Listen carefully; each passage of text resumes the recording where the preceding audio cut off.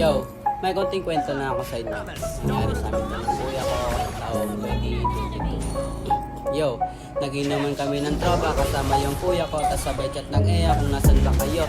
Sabi ng kuya ko, naginuman kami dito, tas sabi ng Ea, pasabay kami sa inyo.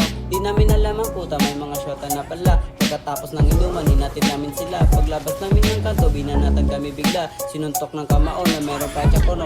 Pumutok ng labi ng tropa, tapos si kuya ko naman sinaksak sa may puso, buti na lang naagapan kung hindi patay. Tapos ako naman yung tinira, buti di ako tinamaan. Sa sobrang dami ng kamao, buti na lang nailagan. Sa sobrang dami ng kalaban, di ko alam ang gagawin. Pumalag na lang ako, tapos sabay tumakbo. Kung hindi ako pumalag, hindi patay kaming tatlo. Tumakbo lang ako ng tumakbo hanggang makauwi sa amin. Kumuha ako ng kargada, sabay binalikan ko sila. Pinasok namin sa lugar nila, di namin alam ang puta, ang daming kalaban. Tapos dalawa lang kami ng kuya ko, di ko na tumapalaga. Nagiwalay kami ng direksyon ng kuya ko, sabay inago nila kami. Di ko alam ang gagawin ko, buti na lang natulungan ako ng tropa. Ayun nagrambulan na, yeah.